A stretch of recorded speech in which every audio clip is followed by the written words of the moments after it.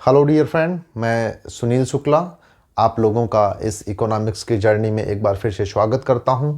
ये मेरा 43वां लेक्चर है। इसके पूर्व में मैंने 42 लेक्चर और लिए हैं। जो स्टूडेंट हमसे पहली बार जुड़ रहे हैं वो जाके मेरे प्रीवियस क्लासेस को देखें। और स्टार्टिंग के मैंने 14-15 लेक्चर में बहुत ही डिटेल में और बहुत ही बेसिक इकोनॉमिक्स की चर्चा की है, जिसमें इकोनॉमिक्स के मैंने सारे डायमेंशन को खोल के सारे चीज़ों को कवर किया है, जिससे आप लोगों की एक अच्छी समझ बन जाएगी इकोनॉमिक्स को लेकर। और आप जब पढ़ने की तरफ यानी टॉपिक वाइज जब सिलेबस आगे पढ़ते हुए आएंगे तो आप बहुत ही सहज हो जाएंगे। तो इस क्लास में भी आप बहुत ही सहज हो जाएंगे, लेकिन आप प्रीवियस क्लासेस से होते हुए जब इस यात्रा में शामिल होंगे तो आपकी यात्रा बड़ी सुखमय हो जाएगी और अपने गोल को आप आसानी से प्राप्त कर रहे होंगे। और ऐसे लोग जो स्टूडेंट ना होते हुए भी इकोनॉमिक्स को सीखना चाहते हैं, आगे मेरे साथ शेयर मार्केट का क्लासेस करना चाहते हैं, तो उनके लिए भी ज़रूरी है कि वो इकोनॉमिक्स को सही ढंग से पढ़ें। और इकोनॉमिक्स का ही एप्लीकेशन पोर्शन जो होता है वो शेयर मार्केट है। तो आप पहले मूल को पढ़िए, उसके बाद जब आप उसके एप्लीकेशन पे जाएंगे आप बहुत ही सहज होकर कहीं ना कहीं आप निवेश कर रहे होंगे, क्योंकि जो आप अपनी पूंजी को निवेश करते हैं वो आपके खून पसीने के द्वारा कमाई गई पूंजी होती है। तो वो किसी तरह से सट्टे की तरह ना यूज हो जाए, सट्टे की तरह आप वहाँ पे निवेश ना कर रहे हों। इसके लिए ज़रूरी है कि आप एकदम बेसिक से यानी इकोनॉमिक्स की तैयारी अच्छी सी हो जाएगी, उसके बाद अच्छा परफॉर्मेंस आप निवेश में कर रहे होंगे शेयर मार्केट में।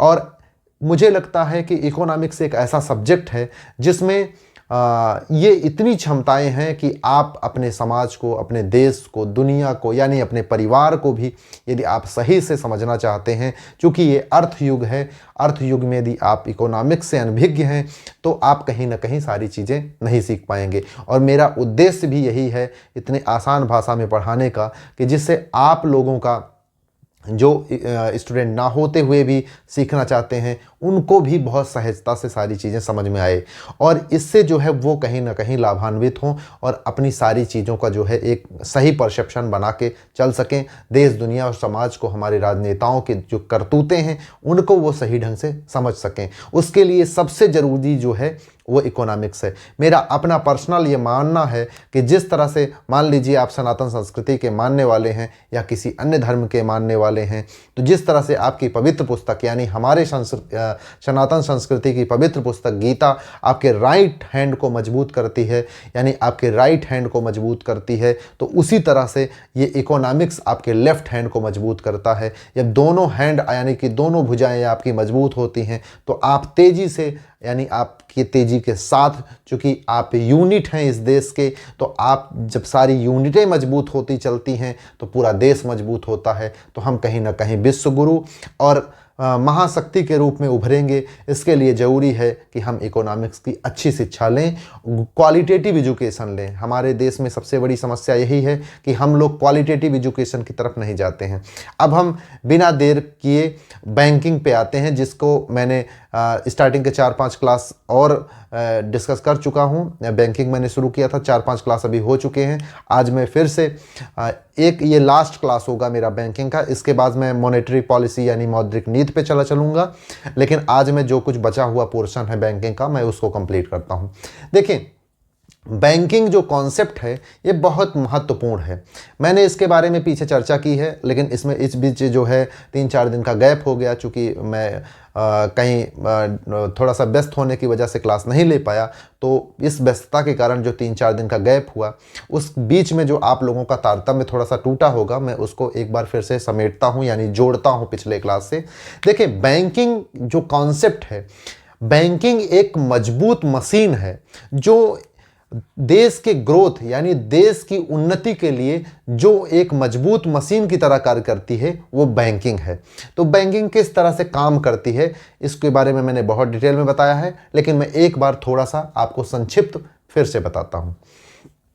देखिए, बैंक इस तरह से इसका महत्वपूर्ण योगदान होता है देश के उन्नति में कि जैसे आपके देश में बिखरी हुई घरेलू पूंजी है, यानी हमारे पास, आपके पास मान लीजिए 5-5 हज़ार रुपया देश के सभी 135 करोड़ लोगों के पास फैला हुआ है, और वो फिर इंडिविजुअल पे 5 ही हज़ार होता है। लेकिन देश इस स्तर पे इकट्ठा किया जाए तो बहुत बड़ा अमाउंट होगा, जिससे फिर हम जो है यानी भारत उसको निवेश कर सकता है, आधारभूत संरचना पे भी निवेश करेगा, आधारभूत संरचना अच्छी बनाई जाएगी।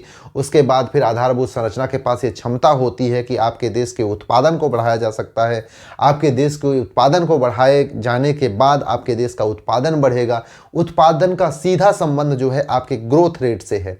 तो ग्रोथ जब आपका बढ़ता है तो उसके बाद ही सारी चीज़ें आपकी शुरू होती हैं। यानी अल्टीमेट जो गोल है वो हम प्राप्त कर चुके होते हैं। जब हमारा ग्रोथ अच्छा होगा तो उसके बाद सारी परिकल्पनाएं जो हमारी हैं वो पूरी होती हैं। तो हमें ग्रोथ प्राप्त करने के लिए ज़रूरी है कि हमारे पास एक मजबूत बैंकिंग सिस्टम हो।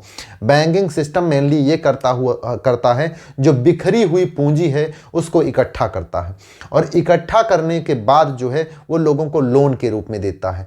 लोगों को लोन मिलता है तो वो निवेश करते हैं, निवेश करते हैं तो आगे का प्रोसेस, उत्पादन क्षमता बढ़ती है, उत्पादन बढ़ता है, ग्रोथ बढ़ता है, जिससे देश बढ़ता है। ये चीज़ें होती हैं। लेकिन एक और मूल चीज़ है कि बैंक जो है एक बिजनेस है। बैंकिंग बिजनेस है, और बिजनेस का जो मूल कर्तव्य और धर्म होता है वो प्रॉफिट कमाना होता है। और बैंकिंग में यदि प्रॉफिट नहीं कमाया जाएगा तो बैंक की जो है लोन देने की क्षमता घट जाएगी, जैसा 1998 से पहले आप लोग देख रहे होंगे। 1998 के बाद नरसिम्हा राव साहब की समिति की सुझाव के आधार पे जब बैंकों को स्वायत्तता दी गई आरबीआई के द्वारा, तो फिर जो है बैंक 2001-2002 में बहुत ही कंफर्टेबल यानी कि मजबूत स्थिति में यानी कि लाभ में आना शुरू हुए। लाभ में जब बैंक आना शुरू हो जाएंगे तो उनकी लोन देने की क्षमता यानी रिस्क लेने की क्षमता बढ़ जाएगी। जब रिस्क लेने की क्षमता बढ़ेगी तब वो जो है देश में लोग लोन पाएंगे तो निवेश करेंगे, निवेश करेंगे तो उत्पादन करने की क्षमता बढ़ेगी, उत्पादन बढ़ेगा, देश बढ़ेगा, ग्रोथ होगा, ये सारी चीज़ें होंगी। तो अल्टीमेट चाहिए क्या कि बैंक जो है प्रॉफिट में आए। तो बैंक जब प्रॉफिट में आ गया तो फिर बैंक प्रॉफिट में आएगा तो फिर देश आगे बढ़ने लगेगा। अगर बैंक अभी डाउन हो जाए, जैसा कि 2008 में अमेरिका में आपने देखा होगा कि 2008 में अमेरिका में जो है बैंकिंग कोलैप्स कर गई। बैंकों के कोलैप्स करने से अमेरिका कोलैप्स कर जाएगा, और अमेरिका का चूंकि सारे देशों के ऊपर एक प्रभुत्व है आर्थिक व्यवस्था को लेकर, तो सारे देश उसके प्रभाव में आ जाते हैं। अभी बैंकिंग सिस्टम इंडिया का अगर कोलैप्स कर जाए तो पूरा भारत दबाव में आ जाएगा, क्योंकि वो आपकी यूनिट है, वो आपकी मजबूत इकाई है, जिससे आपके घर में बिखरी हुई जो पूंजी है उसको इकट्ठा करके उसका एक अच्छा यूटिलाइजेशन होता है। तो मैं अब आगे चलता हूं। देखें, बैंक के हम अभी तक जितने कॉन्सेप्ट पढ़े थे उसमें मैंने राइट साइड को पकड़ा था। अब देखें किस तरह से राइट और लेफ्ट था। देखें, जैसे मान लीजिए हम और आप हैं, 100 रुपया 10% इंटरेस्ट रेट के दर से हम, ये डिपॉजिट रेट होता है, डिपॉजिट रेट, ठीक है, 10% के इंटरेस्ट रेट से हम जो है मानते हैं, इतना मिलता नहीं है लेकिन हम मानते हैं कि 10% इंटरेस्ट रेट से हम जो है बैंक में जमा करते हैं। ये प्यूपल से जमा होता है, ठीक है, और बाद में बैंक जो है प्यूपल को ही लोन के रूप में देता है या किसी संस्था को, ठीक है। और ये चूंकि 100 रुपया जमा हुआ तो 100 रुपया ये ब्याज के रूप में देगा, और जो उसके अंदर 3% आरबीआई के पास जमा करता है उसका आगे मौद्रिक नीति में कॉन्सेप्ट है, तो मैं वो आगे चर्चा करूंगा, ठीक है। तो ये क्या होता है, लेंडिंग रेट, यानी ये लोन देने का जो रेट है, लोन देने का रेट हमेशा ज़्यादा होता है कंपेरिजन में डिपॉजिट रेट के। चूंकि डिपॉजिट रेट के यदि बराबर लेंडिंग रेट हो जाएगा तो बैंक को कोई प्रॉफिट नहीं होगा, यानी कि जितना बैंक को मिला उतना सब उसने डिपॉजिट रेट में दे दिया, तो फिर बैंक का कोई प्रॉफिट नहीं हो गया। तो देखें होता क्या है कि मैंने अभी तक इसके पूर्व के क्लासेस में मैंने इसके बारे में चर्चा किया था, राइट साइड के बारे में। राइट साइड, इसको मैंने राइट साइड माना था इधर का, और इधर को मैंने माना था लेफ्ट साइड। तब आज मैं जो है चर्चा करता हूं लेफ्ट साइड की, ठीक है। राइट साइड की मैंने बहुत डिटेल में चर्चा किया है कि किस तरह से बैंक के पास जो पैसा जमा हो जाता है तो बैंक का वो एसेट होता है, और वो जो है लोन के रूप में जब इन लोगों को देता है तो इनके लिए वो लायबिलिटी होता है।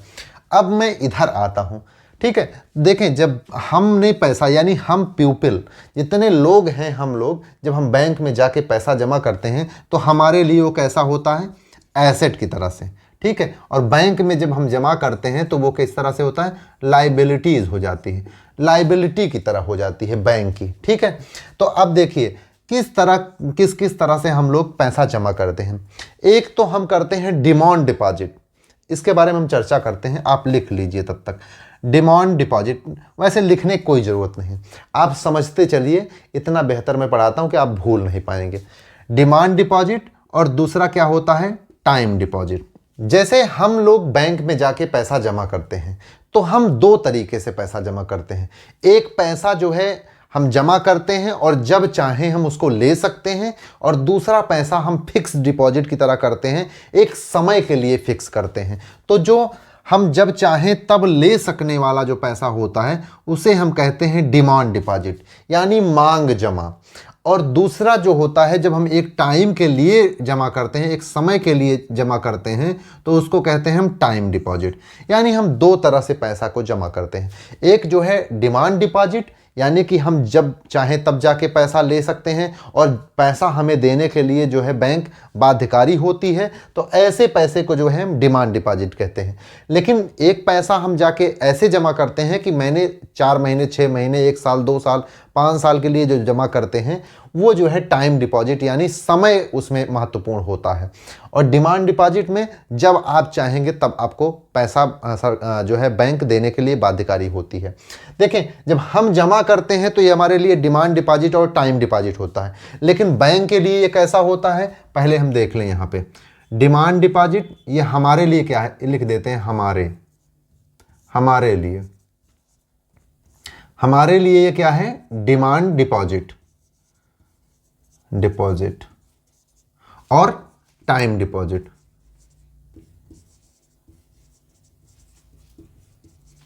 लेकिन बैंक के लिए कैसे होता है, डिमांड लायबिलिटी। चूंकि हम पैसा जमा किए हैं तो ये हमारे लिए एसेट है, लेकिन बैंक के लिए क्या है, लेफ्ट साइड के केस में वो उसके लिए लायबिलिटी होता है। तो उसके लिए क्या है, डिमांड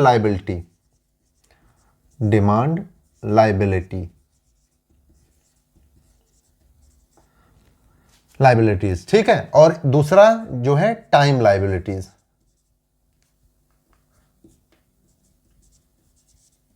ठीक है, इस तरह से होता है। यानी आपके लिए जो है वो डिमांड डिपॉजिट है, लेकिन बैंक के लिए जो है वो डिमांड लायबिलिटी हो जाता है। आपके लिए तो आपका एसेट है, इसलिए आपका डिमांड डिपॉजिट हो गया, लेकिन बैंक के लिए वो चूंकि उसकी जिम्मेदारी है कि आपको मूल के साथ आपका ब्याज भी चुकाएगा, तो वो जो है डिमांड लायबिलिटी में आ जाता है। और जब आप टाइम के लिए फिक्स करते हैं, यानी फिक्स डिपॉजिट टाइप का करते हैं, तो आपके लिए वो टाइम डिपॉजिट है। जब उसमें समय एक बाध्यकारी होता है कि समय पे आपको, इतने समय पे आपको इस तरह की मैच्योरिटी दी जाएगी जो बैंक के द्वारा करार किया जाएगा, लेकिन बैंक के लिए वो क्या है, टाइम लायबिलिटी। तो अब मुझे लगता है कि आप ये समझ गए होंगे कि डिमांड डिपॉजिट और टाइम डिपॉजिट में क्या होता है। देखिए, कुछ महत्वपूर्ण अंतर मैं और बताता हूं आपको। डिमांड डिपॉजिट आप जब चाहेंगे तब बैंक आपको देने के लिए बाध्यकारी है, लेकिन टाइम डिपॉजिट में क्या होता है कि जब आप चाहेंगे बैंक आपको पैसा तो देगा। देखें, पैसा आदमी जमा इसीलिए बैंक में करता है और पैसा इसीलिए कमाता है व्यक्ति कि जब उसको ज़रूरत लगे तो उसको ज़रूरत पे पैसा मिले, और यदि ज़रूरत पे पैसा नहीं मिलेगा तो कोई बैंक में ले जाके पैसा जमा ही नहीं करेगा। तो उसकी लिक्विडिटी बनी रहे, इसलिए ये बैंक भी इस चीज़ का प्रावधान करते हैं कि जब व्यक्ति को ज़रूरत हो तो पैसा ले सकता है। तो देखें, डिमांड डिपॉजिट में तो ऐसा है कि आप जब चाहेंगे तब आपको पैसा देगा, और वो अब सशर्त के साथ के पैसा देगा, यानी उसकी जो आप शर्तें हैं उसको बैंक मानेगी, और बैंक जो है ये उसका दायित्व तो है कि जब आप पैसे की डिमांड करेंगे तब वो आपको पैसा देगा। लेकिन टाइम डिपॉजिट में क्या होता है कि समय बाध्यकारी होता है, कि यानी 3 साल 4 साल का जब आपने फिक्स किया है तो उस टाइम पे जब आप लेंगे तभी जो आपका एग्रीमेंट हुआ है, जो बैंक का करार है कि 5%, 6%, 7% मैं दूंगा, वो तभी देगा।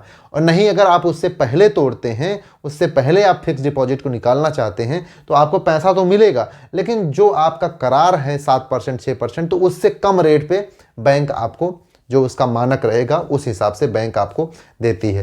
तो ये मेनली डिमांड डिपॉजिट और टाइम डिपॉजिट में फ़र्क है। आप जैसे डिमांड डिपॉजिट के केस को अब एटीएम में आप जाके मत करने लगिएगा कि एटीएम के पास जाके आप चिल्लाने लगें कि हमें पैसा क्यों नहीं दे रहे, जबकि ये डिमांड डिपॉजिट का ही मामला है। लेकिन वो बैंक एटीएम के साथ ऐसी चीज़ें नहीं हैं। आप जब बैंक में आएंगे तो बैंक आपको पैसा देने के लिए बाध्यकारी है। कैसे कि जैसे आप मान लीजिए कभी कभी देखिए आप खड़े रहते हैं और आपको पैसा बैंक जो है आप कुछ भी बता देती है कि अभी पैसा नहीं है, ये वो जानकारी के अभाव में ये सारी चीज़ें हो जाती हैं। लेकिन सही बात यह है कि आपको जब पैसे की आप मांग करेंगे तो बैंक को रिस्पेक्टफुली आपको जब पैसा डिमांड डिपॉजिट के केस में आपको पैसा देना पड़ेगा, बैंक को पैसा देना पड़ेगा। तो उसमें क्या होता है कि यदि मान लीजिए बैंक के पास है तो तुरंत दे देता है, मान लीजिए बाय द वे पैसा नहीं भी है तो वो पैसे का अरेंजमेंट करेगा, नज़दीक से ला के देना पड़ेगा। अगर नहीं मिल पाता है, उसकी नज़दीक की कोई ब्रांच नहीं है, तो किसी अन्य बैंक से 1 दिन के लिए या 2 दिन के लिए मैक्सिमम 1 दिन बढ़ा के 14 दिन तक होता है। 14 दिन यानी 1 दिन के लिए लोन ले लेगी। जैसे मान लीजिए आपने 10 लाख की डिमांड की है, बैंक के पास 10 लाख रुपया नहीं है, तो 1 दिन के लिए ये बैंक जो है किसी अपने पड़ोस के बैंक से 1 दिन के लिए लोन ले लेगी।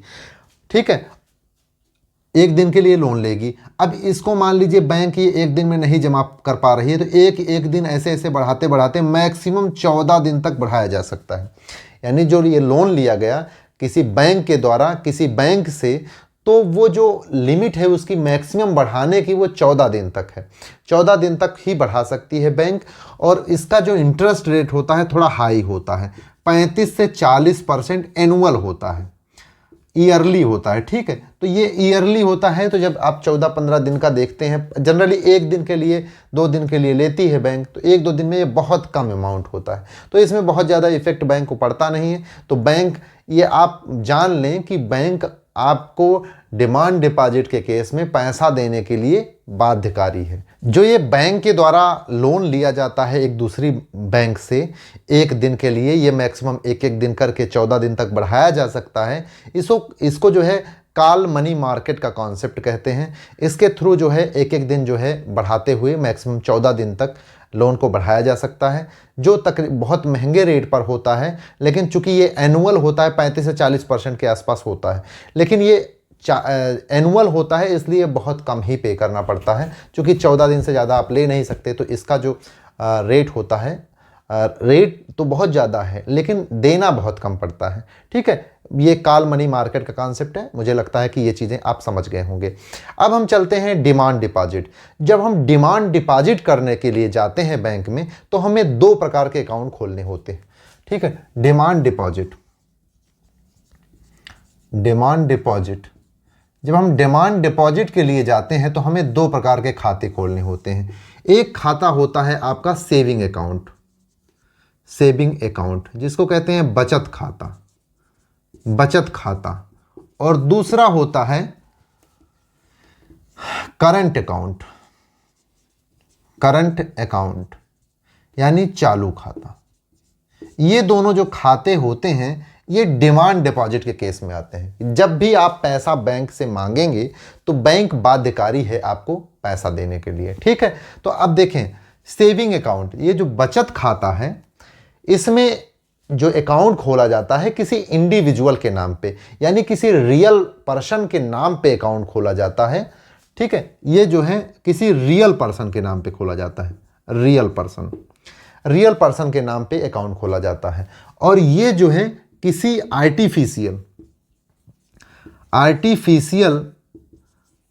यानी लीगल पर्सन के नाम जो है खोला जाता है। ये कोई आर्टिफिशियल पर्सन होता है, यानी कोई दुकान का हो गया, कोई कंपनी हो गई, इस तरह के जो एक अकाउंट खोला जाता है, उस तरह के अकाउंट का जो है यानी करंट अकाउंट होता है। ये एक्चुअली बिजनेस अकाउंट होता है। ठीक है, और ये बचत अकाउंट जो है किसी इंडिविजुअल का अकाउंट होता है। ठीक है, तो अब इसमें देखें क्या क्या इसकी फैसिलिटीज़ हैं। इसमें जो है आपको 4 से 5 ट्रांजैक्शन, यानी सेविंग अकाउंट में आपको प्रतिदिन के हिसाब से 4 से 5 ट्रांजैक्शन आपको दिए जाते हैं जो बिल्कुल फ्री होते हैं।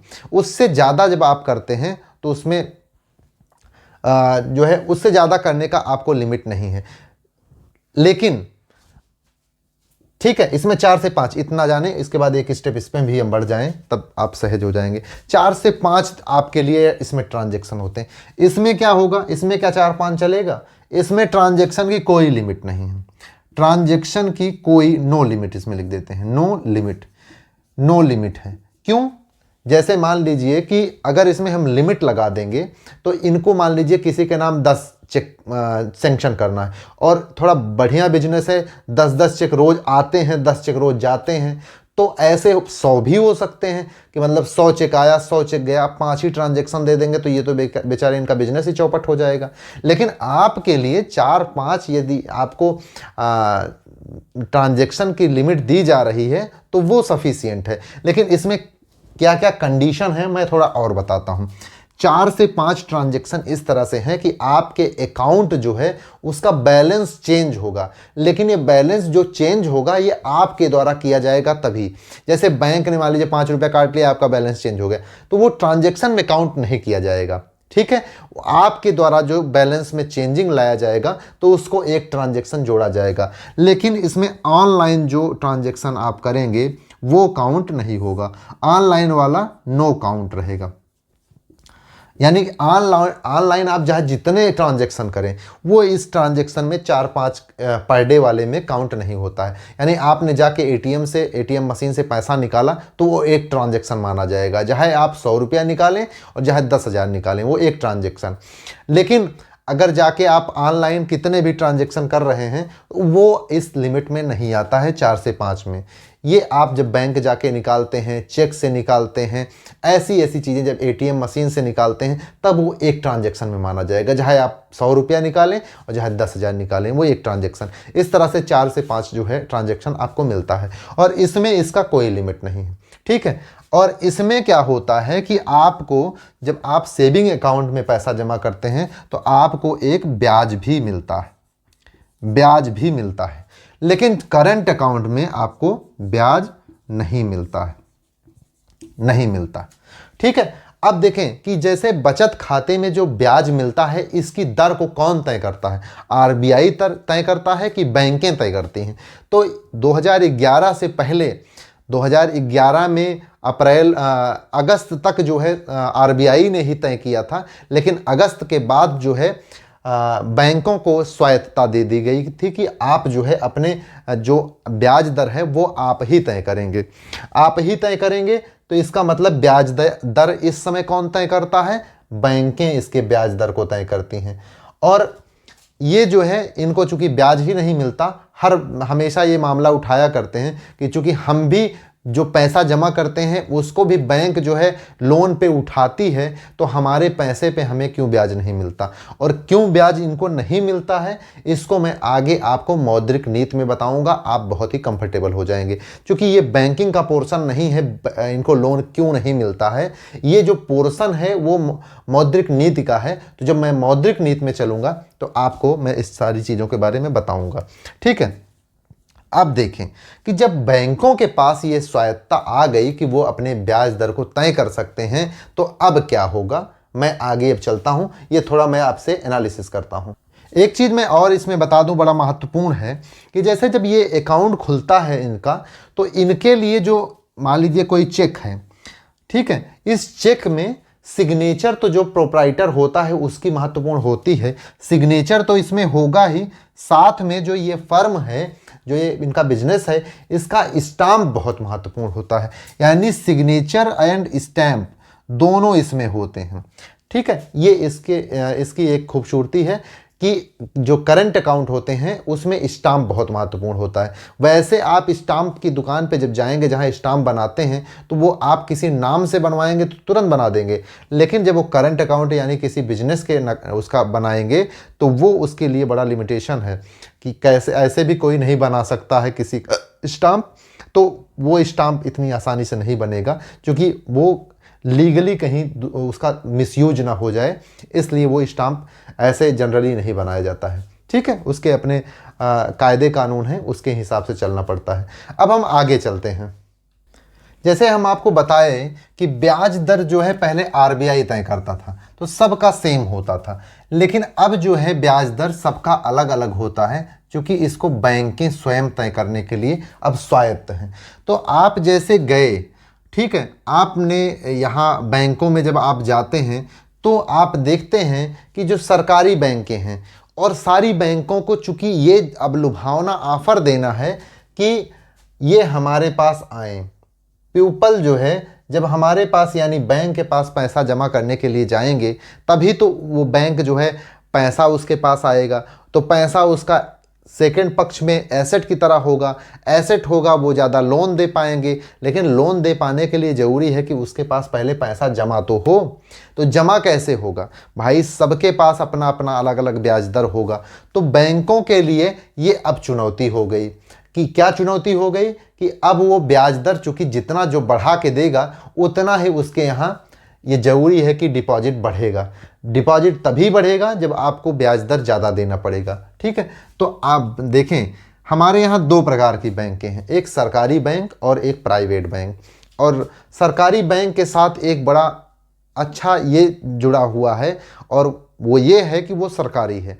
सरकारी होने का उसको बड़ा एडवांटेज है। आप जैसे खुद सोचें कि आपके पास अगर 10,000 रुपया है, तो आप कहीं प्राइवेट बैंक यानी आईसीआईसीआई या एचडीएफसी बैंक में आप जमा कर देंगे, लेकिन बड़ा अमाउंट हो तो आपको प्राइवेट बैंकों के ऊपर विश्वास नहीं होता है, क्योंकि वो प्राइवेट हैं। सरकारी बैंक के ऊपर आपको विश्वास है, जबकि मैंने आपको बताया था कि पैसा आपका उतना ही सुरक्षित है प्राइवेट में भी और उतना ही सुरक्षित है सरकारी में भी, यानी दोनों में उतना ही असुरक्षित है और दोनों में उतना ही सुरक्षित है। लेकिन लोगों का जो सरकारी से लगाव है, लगाव होने के कारण जो है ये पैसा जो है ये सरकारी में लोग रखना ज़्यादा पसंद करते हैं।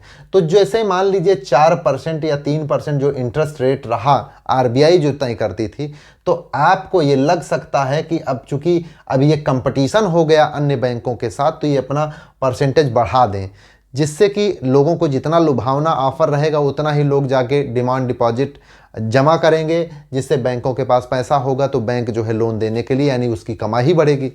लेकिन बैंकों ने कुछ भी नहीं बढ़ाया, जितना था उतना ही किए रखे, बल्कि उससे धीरे धीरे डाउन भी किए।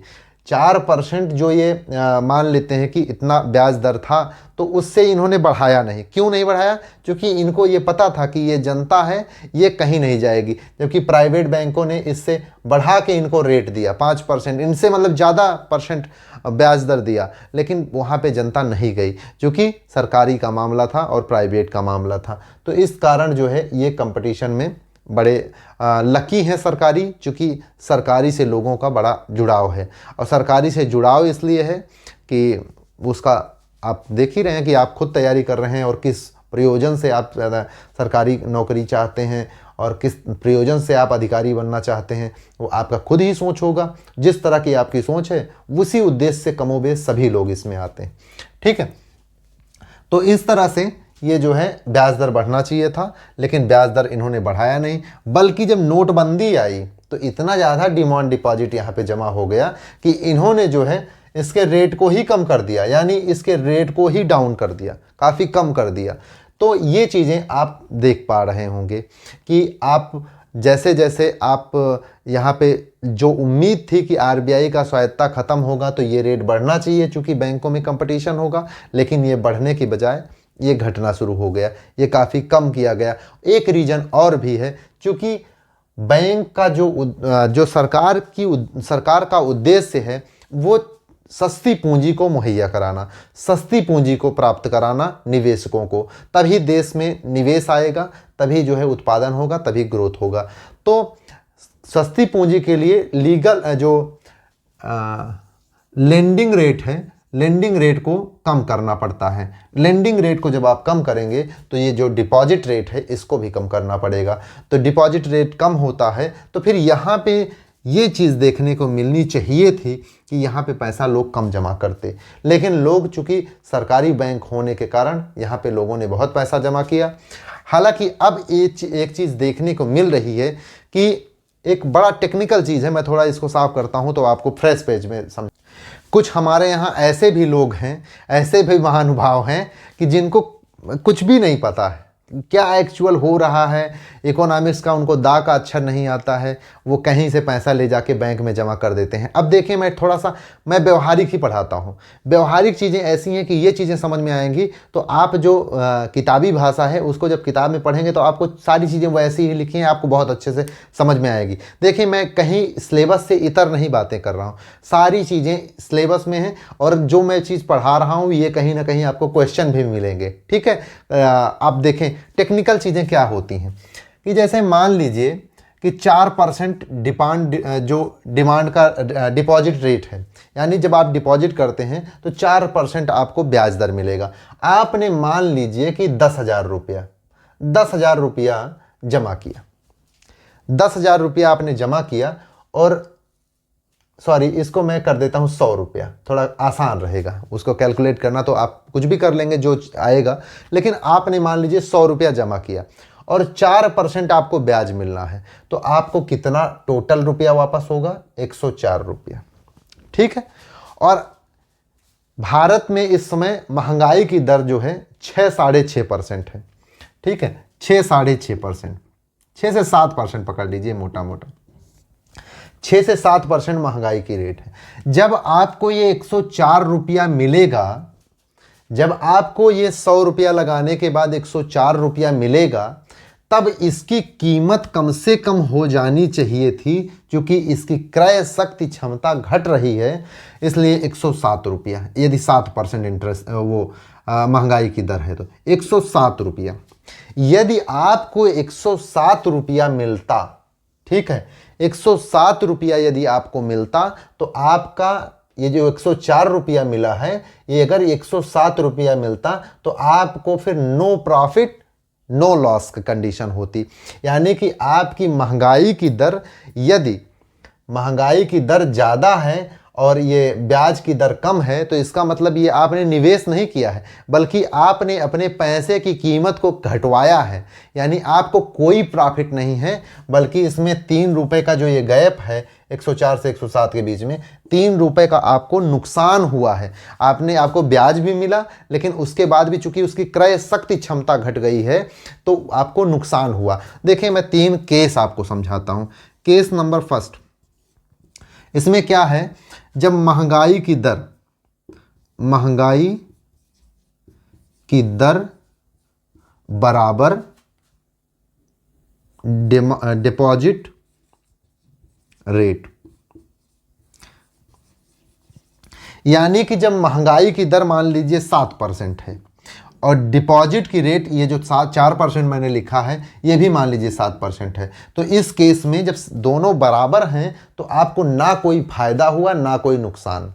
ठीक है, मतलब जैसे 100 रुपये आपने रखा था, तो जो 100 रुपये की कीमत आज की है वही आपकी उस टाइम भी रहेगी, कोई प्रॉफिट कोई लॉस नहीं, क्योंकि जितना आपको 7 रुपया बढ़ के मिला ब्याज का, उतना ही महंगाई बढ़ गई, तो नो प्रॉफिट नो लॉस। जिसकी यानी आज जितना 100 रुपये में 1 केजी सेब मिल सकता था, तो कल जब आपको ब्याज लग के 107 मिला तो 107 रुपये में भी 1 ही केजी सेब मिल रहा है, तो कोई प्रॉफिट कोई लॉस नहीं है। यानी जो आपकी आज क्षमता थी वो कल भी है, तो कोई मतलब नहीं है उसका। तो इस केस में क्या होता है, नो प्रॉफिट नो लॉस। ठीक है, लॉस। अब दूसरा केस, ज़्यादातर हमारे यहाँ यही होता है, महंगाई की दर जो है, महंगाई की दर ज़्यादा है किसके, डिपॉजिट रेट से, यानी महंगाई की दर ज़्यादा है किससे, डिपॉजिट रेट से। तो इसका मतलब क्या हुआ कि हमारा क्या हो रहा है, नुकसान। जैसे आप ये देख रहे होंगे कि 104 रुपया यानी 4% हमारा था ब्याज दर और 7% महंगाई की दर, तो यानी कि हमारा क्या हो रहा है, नुकसान हो रहा है। इसमें क्या होगा, लॉस होगा। ठीक है, और केस थर्ड, केस जो है अब थर्ड देखिए, इसमें क्या होगा कि महंगाई की दर कम है किससे, डिपॉजिट रेट से। इसका मतलब क्या होगा, इसमें प्रॉफिट होगा। क्यों, क्योंकि ये जो है, जो महंगाई की दर है कम है और ये जो ब्याज है, डिपॉजिट रेट है, ये ज़्यादा है। तो मान लेते हैं अगर ये 7% होता तो 107 हो जाता, और ये महंगाई की दर मान लीजिए 4% है तो ये 104 हो जाता। तो यही जो 3 रुपया है ये आपका प्रॉफिट होता। ठीक है, तो इस तरह के जो निवेश होते हैं वो हमारे लिए प्रॉफिटेबल होते हैं। तो ये जो निवेश है हमारे लिए प्रॉफिटेबल है।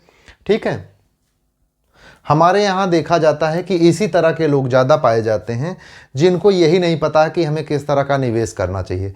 वो जाके फिक्स डिपॉजिट जब करते हैं तो उनको यही होता है कि ज़्यादातर उनको जो है लॉस ही होता है, क्योंकि बैंक की भी मजबूरी है और आपके साथ चूँकि महंगाई बढ़नी है। ये बड़ा कॉम्प्लिकेटेड है। जब तक आप सारी चीज़ें इकोनॉमिक्स में मेरे साथ सीखते हुए नहीं आएंगे तब तक आप सारी चीज़ें सहजता से नहीं सीख पाएंगे। और सहजता से सीखने के लिए ज़रूरी है कि आप जो है इकोनॉमिक्स की इस यात्रा को पूरा करें, क्योंकि आप इसमें देख रहे हैं कि आपको निवेश जब करते हैं तो निवेश में नुकसान हो जाता है। तो सही जगह निवेश करने के लिए ज़रूरी है कि आप इकोनॉमिक्स की अपनी पकड़ मजबूत करें। तो आप ये चीज़ देख रहे होंगे कि मैंने 3 केस लिए और तीनों में मैंने आपको समझाया। और आगे मैं अब चलता हूँ, इसको मैं साफ कर लूँ, फ्रेश पेज पे आता हूँ तो आगे चलता हूँ। देखें, एक चीज़ मैं और आपसे चर्चा करता हूँ। जैसे मान लीजिए 2 बैंक है, एक बैंक ए है और दूसरी बैंक बी है, और इसमें यदि कहा जाए कि बैंक ए जो है आपको 10% इंटरेस्ट रेट जो है यानी ब्याज की दर देगी आपके डिपॉजिट पे, और बैंक बी भी जो है वो आपको 10% ही ब्याज दर देगी। लेकिन ये जो है वार्षिक है, इसका कंपाउंडिंग, हम आपको कंपाउंडिंग फैक्टर समझा रहे हैं। कंपाउंडिंग फैक्टर, इसका जो कंपाउंडिंग फैक्टर है 1 है यानी वार्षिक है। ठीक है, और इसका छमाही है यानी 2 है, कि यानी कि ये 2 बार कंपाउंडिंग हो। तो किस बैंक में जमा करना आपके लिए प्रॉफिटेबल होगा, तो आपको मैं समझाता हूं, आप ये समझिए। जैसे मान लीजिए कि आपने 1000 रुपया बैंक ए में आप ले जाके जमा करते हैं, जहां पे कंपाउंडिंग जो है वार्षिक है यानी 1 है। तो इसमें क्या होगा कि 1000 रुपया का 10% जब आप यहाँ पे मिलेगा तो आपको जो ब्याज के रूप में मिलेगा वो 100 रुपया मिलेगा। ठीक है, ब्याज के रूप में 100 रुपया मिलेगा। लेकिन अब इस केस में आते हैं कि छमाही है, तो देखें क्या होगा कि छमाही है 10%, तो यानी 5% पहले छमाही में और 5% दूसरे छमाही में आपको मिलेगा। तो इसमें आप देखें क्या होगा कि 1000 गुणे 5/100 यानी कि ये 50 हो गया। ठीक है, पहले छमाही में आपको ब्याज मिल गया 50, लेकिन अब ये 50 जो है आपका जुड़ जाएगा इसमें, क्योंकि ये मूल हो जाएगा। तो अब कितना हो गया 1050 मल्टीप्लाइड बाई अगला 5% 5%, और जब डिवाइड करेंगे 100 से तो ये क्या होगा, ये कट जाएगा, ये कितना हो जाएगा 20। यानी कि ये जो संख्या आएगी इससे ज़्यादा आएगी, यानी जब जितना ज़्यादा उसका कंपाउंडिंग होगा वो ज़्यादा हो जाता है। ठीक है, अब एक चीज़ मैं और आपको समझाता हूँ कि जैसे आपने देखा होगा कि हमेशा जो करंट अकाउंट वाले हैं वो इस चीज़ का अपोज करते हैं कि बचत खाते में जो पैसा रखते हैं उनको तो प्रॉफिट होता है यानी उनको ब्याज मिलता है, लेकिन हम भी जब पैसा रखते हैं इसमें तो हमें क्यों ब्याज नहीं मिलता है। जबकि करंट अकाउंट में हमारे पास 3 अकाउंट हैं, एक करंट अकाउंट और दूसरा सेविंग अकाउंट, दूसरा फिक्स्ड अकाउंट जिसको कहते हैं, जिसमें टाइम डिपॉजिट होता है। ठीक है, तो ये 3 तरह के अकाउंट होते हैं। तो इसमें करंट अकाउंट बहुत बड़ा अकाउंट है, इसमें तकरीबन टोटल अमाउंट का 40% जो है पैसा करंट अकाउंट में ही जमा होता है, 60% में ये सारे जमा होते हैं। ठीक है, तो इसका मतलब बैंक जो है जितना टोटल डिपॉजिट होता है उसके पास, तो 40% पे तो वो ब्याज ही नहीं देता है, यानी 40% तो वो एडिशनल पैसा अपने पास रखता है, सिर्फ 60% पे ही ब्याज देता है। तो ये क्यों होता है कि इस पे ब्याज नहीं मिलता है, इसकी चर्चा हम मौद्रिक नीति में करेंगे। ठीक है, मुझे लगता है कि यदि आप लोगों को मेरा पढ़ाने का तरीका पसंद आ रहा है और आगे मैं मौद्रिक नीति शुरू करने चल रहा हूं, यानी कि मॉनेटरी पॉलिसी, जो कि बहुत ही बड़ा कॉन्सेप्ट है जिसको आप बहुत ही सहजता से सीखते हुए सारी चीज़ें चलेंगे, तो आप मेरे साथ जुड़े रहें और मेरे चैनल को आप सब्सक्राइब कर लें, जिससे और बेल नोटिफिकेशन को भी ऑन कर लें, जिससे आपको जो है मेरे वीडियोस मिलते रहें और बहुत ही कंफर्टेबल होते हुए आप चलेंगे। इकोनॉमिक्स सीखिए, बिना इकोनॉमिक्स के आप अपने जीवन को अधूरा ही पाएंगे, बहुत कंफर्टेबल नहीं होंगे।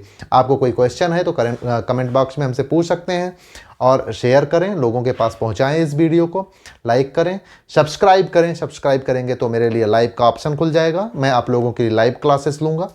Thank you very much.